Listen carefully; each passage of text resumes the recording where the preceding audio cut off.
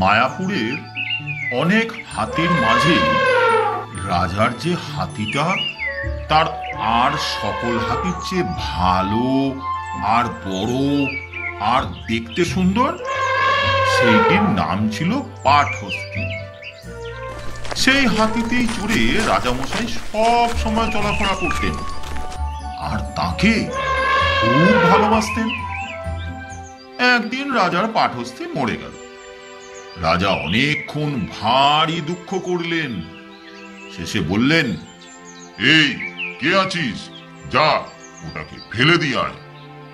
তখন সেই হাতির পায়ে বড় বড় দড়ি বেঁধে টেনে তাকে মাঠে ফেলে দিয়ে এলো। সেই মাঠের কাছে এক শিয়াল থাকত। সে অনেক দিন পেট ভরে খেতে পায়নি। মাঠে মরা হাতি দেখতে পেয়ে সে খুব খুশি হয়ে এসে তাকে খেতে আরম্ভ করলো। আর এতই খিদে পেয়েছিল যে খেতে খেতে সে হাতির পেটের ভিতর ঢুকে গেল। তবুও খাওয়া শেষ হলো না। এমনি করে 2 দিন চলে গেল।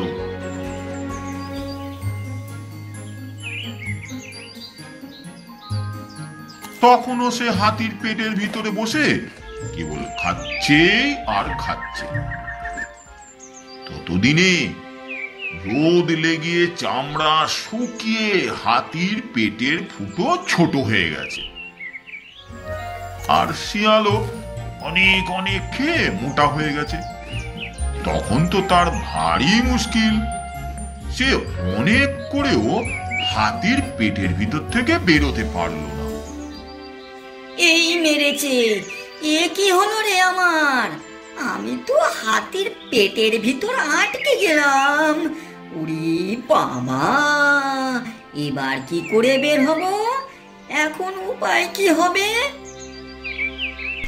এমন সময় 3 জন চাষি সেখান দিয়ে যাচ্ছিল।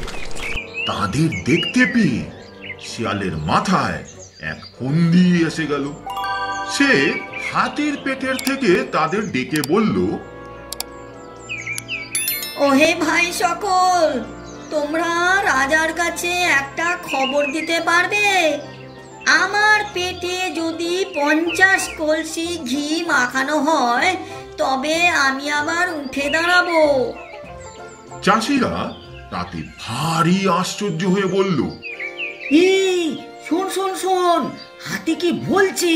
চল চল চল, আমরা রাজা মশাইকে খবর দিয়ে গিয়ে।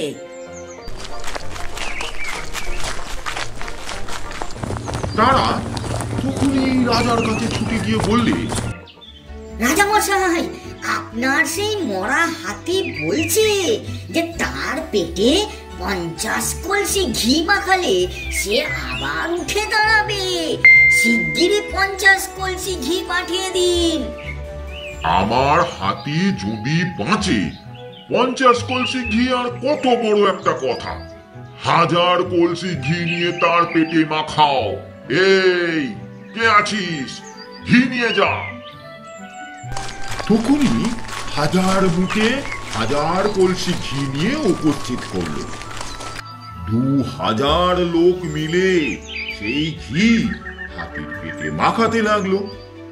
7 দিন খালি আনো ঘি ঢালো ঘি, আনো ঘি ঢালো ঘি।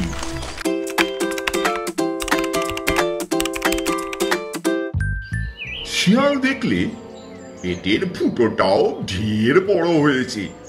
এখন সে ইচ্ছে করলেই বেরিয়ে আসতে পারে। তখন সে সকলকে ডেকে বললে, ভাই সকল, এইবার আমি উঠবো। তোমরা একটু সরে দাঁড়াও, নইলে আমি যদি মাথা ঘুরে তোমাদের উপরে পড়ে টরে যাই তখন ভারী একটা গোলমাল হবে কিন্তু। সেই শুনে যে যাকে পাচ্ছে তাকেই ধাক্কা মেরে বলছে, আরে বেটা শিগগিরি সর, হাতি উঠছে, ঘাড়ে পড়বে। সব ফেলে পালাতে লাগলো। এ কথা শুনে কি কেউ আর সেখানে দাঁড়ায়? একবার চেয়েও দেখলো না হাতি উঠছে কি পড়েই আছে। তা দেখে শিয়াল ভাবলে এই বেলা পালাই।